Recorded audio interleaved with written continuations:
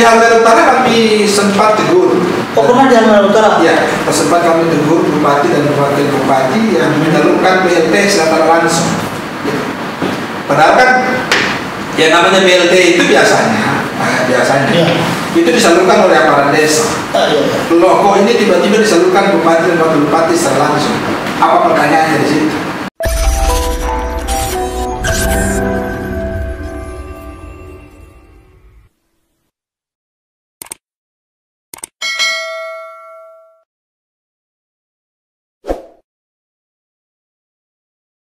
Assalamualaikum warahmatullahi wabarakatuh. Anda menyaksikan Mulut Pos Baca Berita. Edisi perdana ini saya mengundang Ketua Bawaslu Provinsi Maluku Utara. Selamat datang Bang Muhsin Amrin. Apa kabar Bang? Alhamdulillah sehat. Oke, ya tentu di kesempatan ini kita akan berbincang-bincang tentang pelaksanaan pilkada di tengah pandemi. Nah, saat ini persiapan Bawaslu seperti apa menghadapi pilkada di tengah pandemi?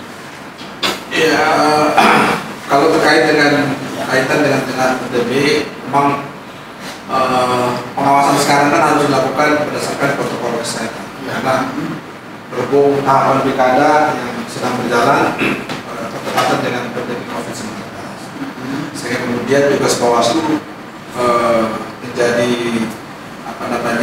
menambah ya, karena adalah soal bagaimana meningkatkan kualitas demokrasi, menjadi kualitas pilkada.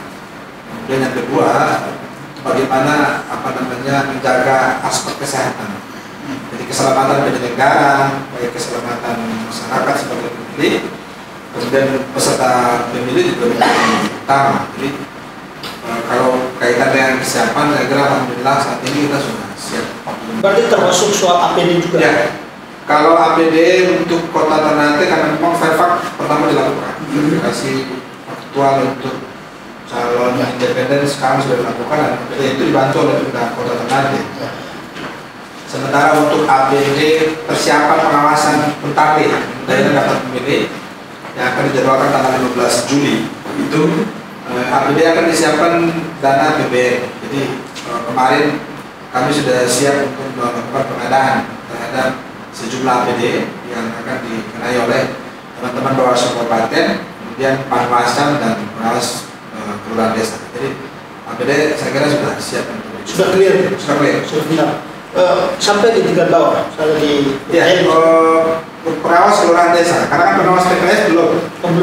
Pengawas TPS itu kan nanti dibentuk 32 hari sebelum hari pemungutan suara. Dan saat ini untuk APD hanya untuk Bawaslu Kabupaten, kemudian Panwascam dan pengawas kelurahan desa. Itu ada. Ya, nah ini hal yang paling menarik adalah yang saat ini tentu akan kita bicarakan soal politik uang di tengah pandemi. Nah, abang tahu sendiri soal dampak dari pandemi ini sangat meludakan ekonomi, banyak karyawan yang PHK. Misalnya kita melihat kemarin media dan komunikasi politik PCR memprediksi bahwa politik uang akan meningkat. Benar tanggapan Bawaslu soal itu? Memang rilis terakhir IKP ya, Indeks Kerawanan Pemilu yang baru diupdating, karena memang IKP kemarin kita sudah sempat rilis sebelum pandemi. Karena memasuki pandemi, kemudian diupdating rilis IKP terbaru. Nah, IKP terbaru yang dirilis salah satunya adalah tren politik uang pasti muncul begitu besar. Nah, itu kemungkinan akan muncul. Apa alasan yang sangat substantif? Pertama adalah memang kita saat ini pandemi. Tentu pandemi ini mengakibatkan terhadap berdampak terhadap politik sosial ekonomi masyarakat, sehingga kemudian membutuhkan banyak orang untuk mengulurkan tangan, katakanlah bantuan dan sumbangan kepada para pihak yang kena dampak terhadap COVID-19 ini. Salah satunya adalah bantuan bansos dari pemerintah, kemudian bisa jadi bantuan bansos dari perorangan, yang tentu di situ adalah bakal pasangan calon kira-kira, karena memang saat ini pandemi kan di tengah tahapan pilkada. Nah, apalagi tanggal 4 September itu mulai pendaftaran pasangan calon. Nah, 2 bulan menjelang tanggal 4 September pendaftaran pasangan calon, ini bisa jadi kemungkinan besar potensi kewenangan untuk menyalurkan sumbangan, bantuan sosial kepada masyarakat yang kena dampak COVID-19 ini bisa terjadi. Berarti nanti upaya pencegahan dan pengawasan akan diperketat nih? Sebelumnya kita sudah menyampaikan kepada publik, ya, salah satunya adalah potensi bakal calon kemudian petahana yang punya kewenangan itu kita sudah mengingatkan potensial penggunaan bansos. Ya. Karena begini, di pasal 71 ayat 3 menerangkan bahwa gubernur, bupati, wali kota dilarang menggunakan program atau kegiatan untuk menguntungkan dirinya atau merugikan pihak lain atau menguntungkan orang lain. Kira-kira begitu kita pasal 71 ayat 3. Nah, penjelasan pasal 71 ayat 3 itu berhubungan dengan gubernur atau wakil bupati yang khusus petahana. Ya. Itu tidak boleh menggunakan program kegiatan untuk menguntungkan dirinya. Salah satunya adalah bansos. Ya. Mengapa? Lah karena memang saat ini kan pandemi COVID-19. Artinya pasti akan ada sumbangan bantuan sosial kepada masyarakat. Di dalam hukum pemilu saya kira tidak melarang sebetulnya bantuan sosial kepada. Oh, tidak melarang? Ya, apa namanya, kalau itu sudah dianggarkan di APBD, kan begitu kira-kira. Penggunaan program itu salah satunya adalah program yang sudah direncanakan di RPJMD, rencana pembangunan jangka panjang, kemudian di APBD. Kalau itu sudah di APBD-kan, lalu disalurkan kepada masyarakat, saya kira itu tidak dilarang. Yang dilarang itu adalah jangan sampai bantuan sosial itu dipolitisasi. Nah, itu yang dilarang. Satu contoh saja, sumbangan bantuan hand sanitizer taruhlah, ataukah misalnya beras. Lalu di beras atau hand sanitizer itu diberi label pasangan calon atau diberi label bupati. Kira-kira begitu. Bukan pasangan calon tetapi diberi label sebagai bupati Kabupaten A, Kabupaten B, kira-kira begitu. Padahal di beras itu kan sudah ada merek, kan gitu, merek spesial, merek beras, tidak perlu diberi labeli. Karena kalau diberi labeli, asumsi publik bahwa ini adalah kaitan dengan tanggal 9 Desember. Itu yang disebut dengan politisasi. Itu yang dilarang. Itu yang dilarang. Misalnya hand sanitizer kemudian dibungkusi dengan label calon bupati atau bupati, misalnya kira-kira begitu kalau petahana, kalau non petahana diberi label calon bupati. Jadi prinsipnya sama, perlakuan antara petahana, non petahana dan bukan petahana. Saya menjelaskan antara petahana, non petahana dan bukan petahana. Petahana itu gubernur, bupati, wali kota yang aktif yang mencalonkan kembali. Kalau non petahana, gubernur, bupati, wali kota yang aktif yang tidak mencalonkan. Seperti wali kota Ternate. Kalau yang bukan petahana, dia bukan gubernur, bupati, wali kota, dia di luar dari itu. Nah, itu perlakuannya sama. Artinya boleh memberikan sumbangan bantuan sosial kepada masyarakat, asal penting tidak boleh dipolitisasi. Politisasi dalam konteks tidak boleh memberikan labeling terhadap bantuan sosial itu. Karena kalau memberi label, aneka publik pas tahu ini ada kaitan tanggal 9. Itu yang karena. Tapi sampai sejauh ini Bawaslu belum menemukan semacam itu. Di Halmahera Utara kami sempat tegur. Oh, pernah di Halmahera Utara? Ya, sempat kami tegur bupati dan wakil bupati yang menyalurkan BLT secara langsung. Padahal kan yang namanya BLT itu biasanya itu disalurkan oleh aparat desa. Loh, kok ini tiba-tiba disalurkan bupati dan wakil bupati secara langsung? Apa pertanyaannya di situ? Kan kira-kira sehingga kemudian kami kemarin langsung mengingatkan kepada bupati dan wakil bupati agar tidak melakukan itu, dan sehingga beliau tidak melakukan itu lagi. Karena dampaknya begini. Kalau pasal 71 ayat 3 itu menerangkan apa namanya gubernur, bupati, wali kota yang menggunakan program kegiatan untuk menguntungkan dirinya atau orang lain. Nah, di ayat 4 itu kalau dilakukan oleh petahana dapat diskualifikasi. Itu potensi apa namanya sanksi yang paling berat. Makanya saya bilang jangan main-main dengan soal penyalahgunaan kewenangan, soal sembako, soal penggunaan program kegiatan. Misalnya begini, saya ambil contoh penggunaan program kegiatan. Salah satu dinas memfasilitasi kegiatan bantuan sosial di masyarakat, gitu kira-kira ya. Atau kan memberikan sumbangan motor ikan atau apalah begitu.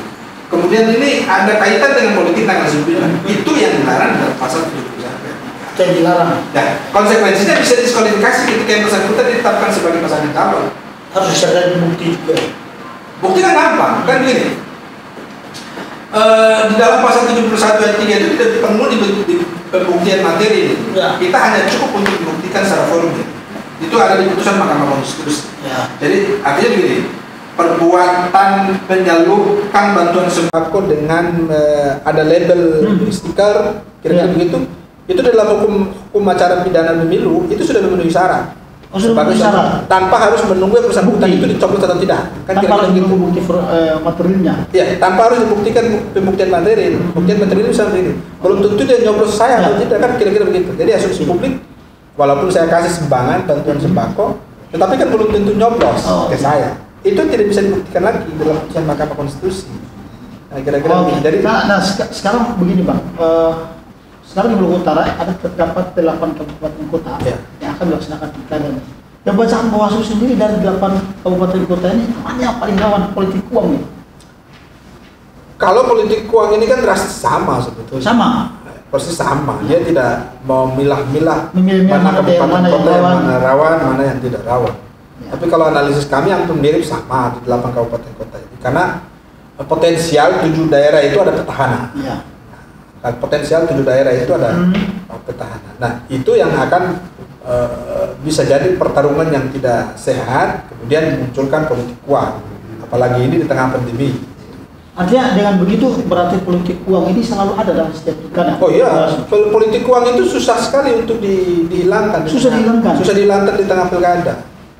Kenapa begitu? Ya. Karena memang persepsi publik pilkada ini kan harus calon kepala daerah itu memiliki icon politik yang besar. Nah, ini persepsi publik. Persepsi publik selama ini yang terbangun. Selama ini yang terbangun adalah orang anggapan pilkada itu calon kepala daerah memiliki icon besar. Ya. Padahal kan pemerintah sudah mendesain undang-undang itu agar pilkada itu murah.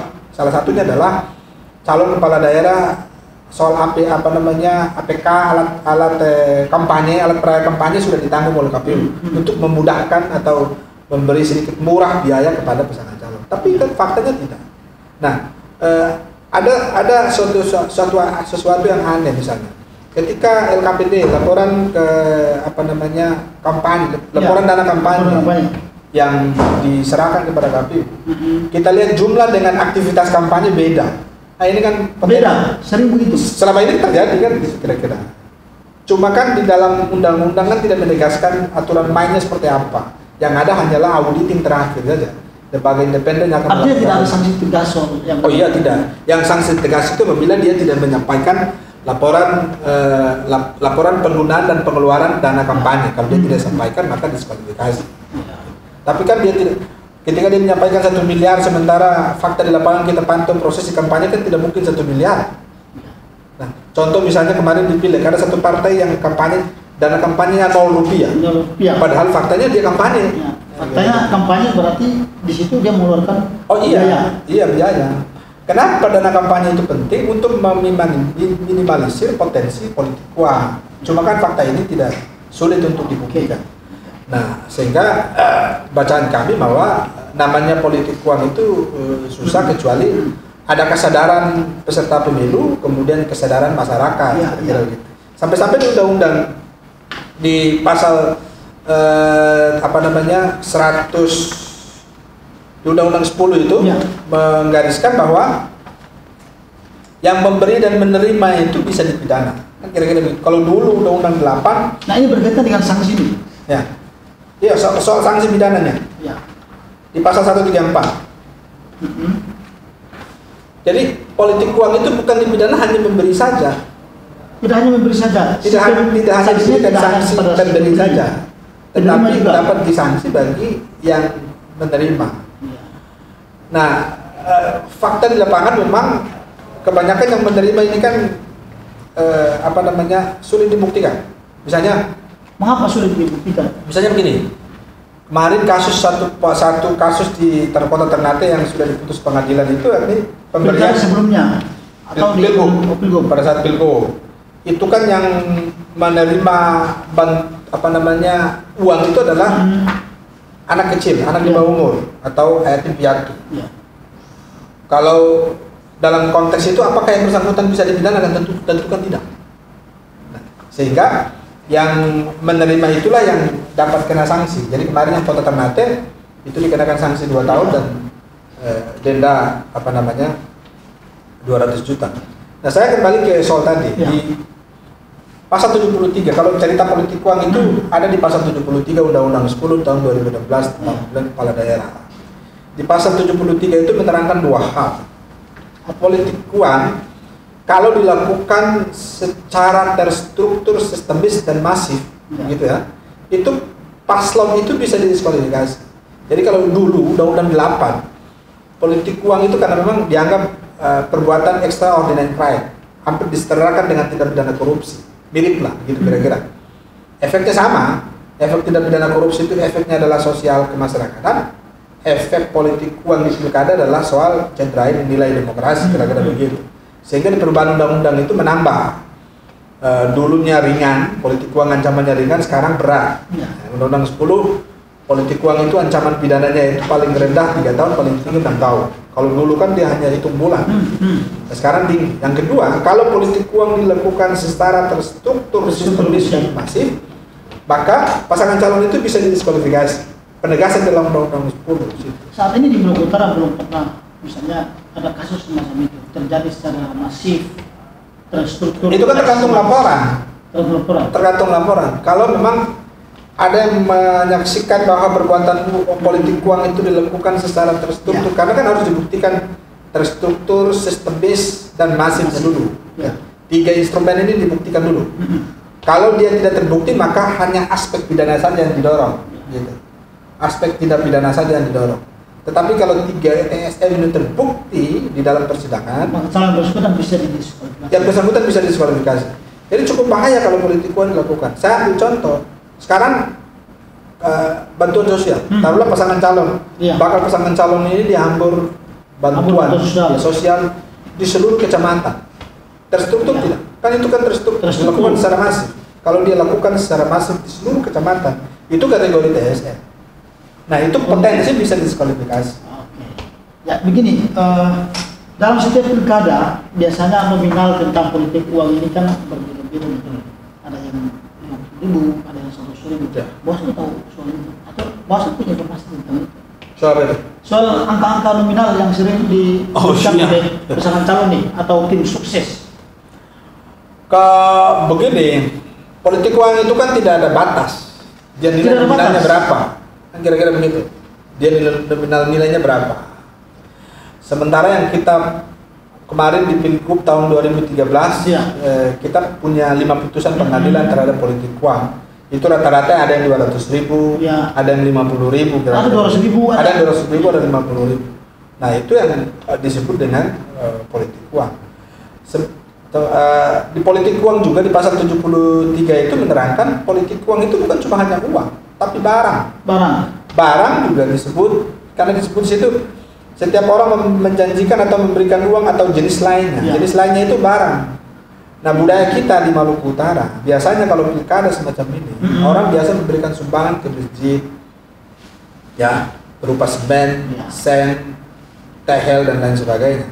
Apa kategorinya? Itu kategori politik uang kalau dia memberikan sesuatu dengan maksud tertentu untuk tanggal 9 Desember. Itu kategori politik untuk supaya memilih. Ya. Karena kan di pasal 73 menyebutkan menguntungkan dirinya atau merugikan pihak lain. Jadi merugikan pihak lain itu misalnya begini. Dia memberikan sumbangan ke satu desa lalu dia bilang ke masyarakat, tolong jangan pilih ini. Itu kan merugikan pihak lain. Itu kategori politik uang. Itu juga bisa dikenai pelanggaran sanksi.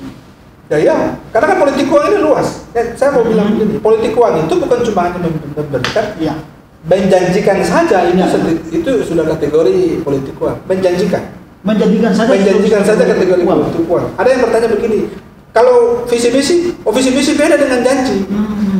Visi misi itu adalah bagian dari program kegiatan yang akan direncanakan yang sudah disusun di dalam rancangan pembangunan jangka panjang. Kira-kira begitu, yang sudah didaftarkan di KPU. Tapi kalau janji beda. Nah, contoh janji misalnya, dia berkampanye lalu kemudian menjanjikan sesuatu. Besok kalau saya menang, ya kira-kira begitu, saya akan bangun masjid, saya akan bikin ini, saya akan bikin ini. Itu bagian dari janji. Dan ini juga bagian dari politik uang. Oh iya, beda dengan kalau itu tidak diimplementasikan di dalam visi misi. Ya. Makanya kalau janji harus mengungkapkan sesuatu ke publik, ya harus terbuat dalam program visi misi. Ya. Kalau di luar dari program visi misi itu kategori janji. Dan bisa dikenai. Ya, bisa dikenai sanksi pidana politik uang. Tadi abang sempat menyebut soal nominal 200.000 sampai 300.000. Nah di tengah pandemi ini kan tadi tentu krisis ekonomi, pendapatan masyarakat menurun. Bawaslu sendiri melihat apakah kritik uangnya di pandemi ini akan meningkat atau tidak dalam pemeriksaan Bawaslu seperti apa? Kalau kami tidak sampai ke situ, tetapi yang kami khawatirkan adalah ada sesuatu yang dikhawatirkan Bawaslu. Oh iya, tentu. Karena kalau tren pandemi ini kan terus-menerus naik ini. Khususnya Maluku Utara. Maluku Utara ini terus-menerus naik. Dalam catatan kami yang trennya yang kosong itu adalah Taliabu. Sementara di beberapa kabupaten yang ada pilkada trennya naik. Nah, kalau trennya naik seperti ini tentu akan berpengaruhi terhadap perkembangan perekonomian masyarakat di daerah, di desa tertentu. Dan ada bisa jadi ada PHK, pemutusan hubungan kerja di setiap perusahaan atau perkantoran macam-macam ya, perkantoran swasta misalnya, kira-kira begitu. Dan kalau itu terjadi kan akan berpotensi adanya politik uang yang dilakukan secara sistemis oleh bakal calon kepala daerah. Dia bisa mencari peluang untuk bermain di wilayah itu. Nah, itu kami sudah mengantisipasi.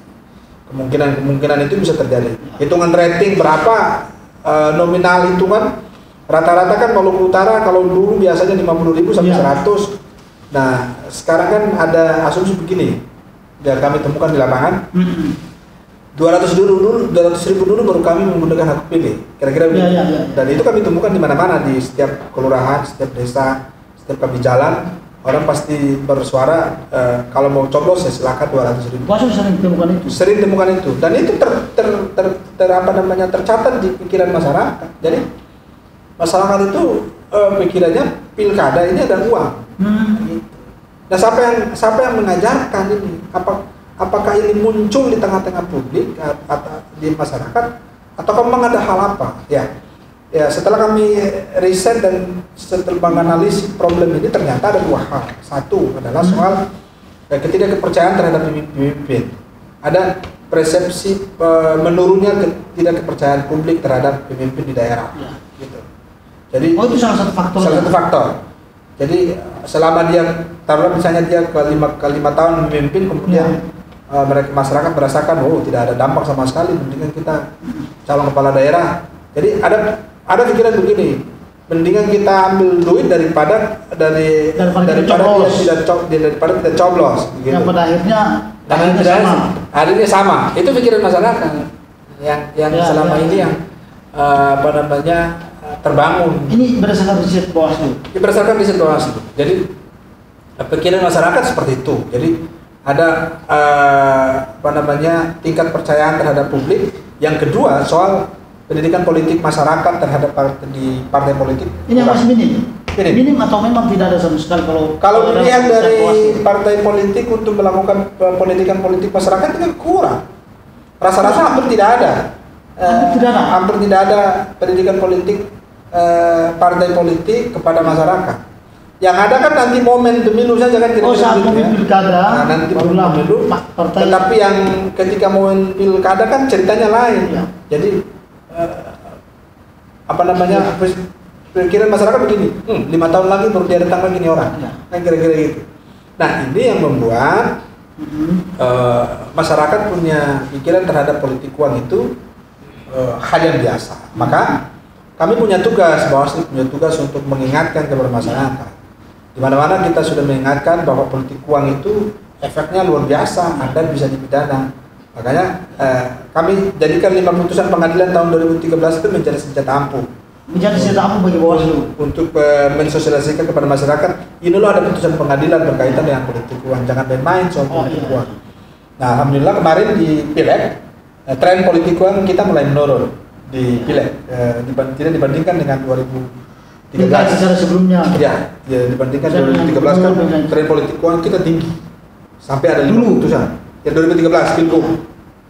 Kalau yang pemilu 2019 kemarin tren politik kita mulai menurun akibat dari tingginya sosialisasi Bawaslu kepada masyarakat. Kita mulai dapat stiker di mana-mana, di kantor lurah, kantor desa berkaitan dengan sanksi politik uang. Tadi saya belum mendengar soal sanksi pidana bagi yang memberi maupun yang sanksi pidana kurungannya berapa berdasarkan aturan? Makanya dulu itu kan pilkada begini. Di dalam undang-undang itu, di dalam hukum acara pidana, bahwa seseorang bisa ditahan itu kalau ancamannya di atas 5 tahun. Dari Undang-Undang 8 sebelum ke Undang-Undang 10, sebelum dirubah Undang-Undang 10, ancaman politik uang itu cukup kecil. Di bawah 5 tahun. Di bawah 5 tahun. Dia kurang lebih sekitar 1 tahun paling tinggi. Sehingga ketika dia melakukan tindak pidana politik uang langsung melarikan diri. Dulu kan kita susah proses. Ketika dia sudah melakukan politik uang langsung dia melarikan diri. Saya ambil contoh kasus di Morotai. Waktu pilkada tahun 2000 kemarin sebelumnya pilkada. Itu salah satu camat melakukan transaksi politik uang langsung melarikan diri. Hilang dia. Nah, ketika dia melarikan diri hilang, sementara proses penanganan pelanggaran itu pakai limitatif waktu 3+2. Di bawah itu 3+2, 5 hari, kemudian di penyidik 14 hari. Bayangkan kalau dia melarikan diri ini bisa menjadi kadaluarsa. Karena yang bersangkutan tidak bisa ditahan karena ancamannya di bawah. Nah, pemerintah melihat itu, rubahlah Undang-Undang 10 menambah pasal, memperkuat pasal, merubah pasal menjadi ancamannya paling rendah 3 tahun dan paling tinggi 6 tahun. Berarti yang bersangkutan bisa ditahan. Nah, kira-kira berarti yang bersangkutan ditahan. Jadi katakanlah kalau dia melarikan diri, kita tangkap, penyidik tangkap, langsung bisa ditahan. Kalau dulu kan ditangkap tidak bisa ditahan, terus dia melarikan diri lagi, karena ancamannya di bawah 5 tahun. Kita Undang-Undang Hukum Acara Pidana menegaskan ancaman itu harus di atas 5 tahun. Nah, kemudian di Undang-Undang 10 menegaskan kalau terstruktur sistemis diskualifikasi.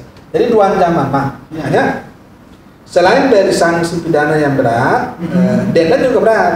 Paling rendah 200 juta dan paling tinggi 1 miliar. Paling rendah 200 juta, paling tinggi 1 miliar. Bagi si pemberi maupun si penerima sama. Kualifikasi pasal ini sama. Ya. Kualifikasi ketentuan pasal ini sama. Jadi yang memberi maupun yang menerima perlakuan hukum pidananya sama. Soal dia 3 tahun sampai 6 tahun itu. Nah, sekarang kita lihat 8 kabupaten kota yang melaksanakan pilkada ini. Kira-kira dari 8 kabupaten kota ini fokus Bawaslu di mana? Kalau fokus itu tidak mengarah ke satu kabupaten. Artinya kan manajemen pengawasan pemilu kita sama, pendudukannya mengawasi. Cuma kan kemarin hasil IKP kita kan kerawanan tertinggi kan Sula. Gitu ya, itu hasil IKP kita. IKP yang di-launching oleh Bawaslu RI. IKP tertinggi adalah Sula dan Ternate. Itu soal tingkat kerawanan pelaksanaan pemilunya. Tetapi tidak memungkiri juga di daerah lain bisa terjadi. Ya, karena kan Maluku Utara ini yang tren paling muncul itu 2 hal pelanggaran, politik uang dan keterlibatan aparatur sipil negara. 2 ini yang paling tinggi dibandingkan yang lain. Yang lain itu soal penggelembungan suara itu nanti pemungutan suara. Cuma kan sistem kita sudah mulai diperkuat dengan mekanisme rekap gitu ya, kira-kira yang sudah cepat begitu. Jadi untuk penggelembungan suara sudah mulai hilang. Yang sekarang yang masih tren tertinggi adalah soal netralitas aparatur sipil negara dan politik uang. 2 isu ini masih marak di 8 daerah. Nah, bagaimana kontrol dan awasi jajaran tingkat bawah? Karena kemarin kita berkaca di pilkada sebelumnya, banyak kita punya catatan banyak penyelenggara pemilu yang terlibat dalam kasus di pilkada nih. Nah, sekarang apa kunci awasi Bawaslu provinsi terhadap? Salah satu begini, dulu itu kan kita susah sekali memberikan sanksi kepada jajaran ad hoc, Panwascam, pengawas kelurahan desa maupun pengawas TPS yang melakukan pelanggaran etika. Itu susah, kenapa? Karena kewenangan memberhentikan adalah DKPP. DKPP ya. Jadi seluruh penyelenggara pemilu itu kewenangan pemberhentian itu ada di DKPP. Lembaga ad hoc pun ada di DKPP. Jadi prosesnya lama dan memakan waktu. Kalau ad hoc yang dimaksudkan ini PPL juga, Panwascam PPL. Oh iya, mekanisme pemberhentiannya ada di DKPP. Nah, untuk mempermudah itu, maka sekarang dirubah peraturan DKPP dan peraturan Bawaslu. Untuk lembaga penyelenggara ad hoc, kewenangan pemberhentiannya ada di Bawaslu masing-masing. Jadi agak gampang untuk kita mutasi kalau dia melakukan perbuatan etik. Nah, kalau kecuali Bawaslu yang bersifat permanen baru DKPP. Tapi kalau khusus ad hoc, Itu kewenangan pemberhentian ada di Bawaslu Kabupaten Kota dan sebagainya. Jadi agak gampang kita kontrol. Jadi ketika dia melakukan perbuatan etik, langsung diberhentikan setelah diminta klarifikasi tanpa lewat jalur DKPP. Nah ini yang teman-teman kecamatan sudah mulai merasa khawatir. Yang kedua, sudah ada peningkatan uang kehormatan, uang gaji.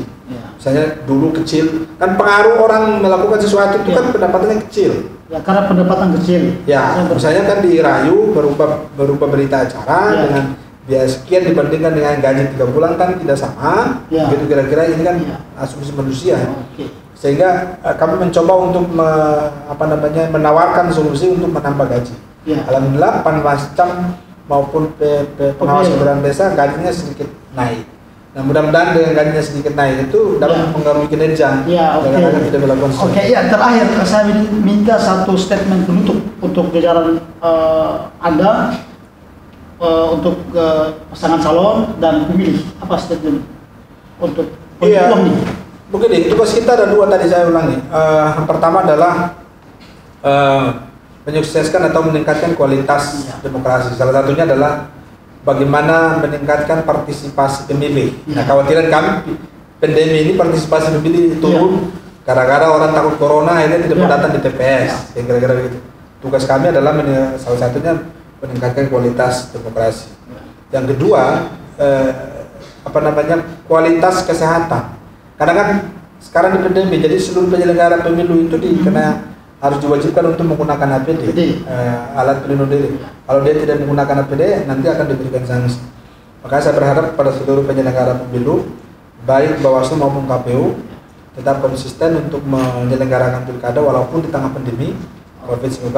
Tugas kita hanya satu, jaga kesehatan begitu, ikuti protokol kesehatan sehingga pelaksanaan pilkada 2020 yang akan dilaksanakan tanggal 9 Desember nanti tidak munculkan polemik atau katakan orang bilang begini ada klaster baru di KPU atau klaster baru di Bawaslu soal pendek. Itu yang dikhawatirkan. Itu yang dikhawatirkan. Makanya saya bilang laksanakan tugas, gunakan APD, alat pelindung diri. APD kita sudah sediakan, negara sudah menyediakan. Jadi tugas kemana-mana pun harus ada APD, cuci tangan dan lain sebagainya, kemudian jaga jarak, ikuti protokol kesehatan. Karena kan standar protokol kesehatan kita sudah tetapkan masing-masing. Bawaslu sendiri sudah menetapkan protokol kesehatan cara masuk kantor dan melaksanakan pengawasan. Itu harapan kami. Untuk pasangan calon, bakal pasangan calon. Nah, bakal pasangan calon kan begini. Karena memang di tengah pandemi tentu banyak hal yang akan dikurangi soal kampanye. Nah, sekarang kan metode kampanye lagi digodok soal di tengah pandemi ini lagi digodok oleh Pak Kapolri. Oleh karena itu kami berharap kita sama-sama ikuti aturan main. Dengan menjunjung tinggi nilai-nilai yang diterapkan di dalam Undang-Undang 10 2016 sehingga pelaksanaan itu pelaksanaan pilkada benar-benar demokratis. Oke, terima kasih Bung Muksin sudah hadir di studio Melipos. Jangan bosan-bosan untuk datang lagi. Pastinya ini adalah pertemuan perdana. Ya mungkin besok-besok kita akan mengundang lagi dengan topik yang berbeda. Oke, terima kasih Bung. Oke, siap. Oke.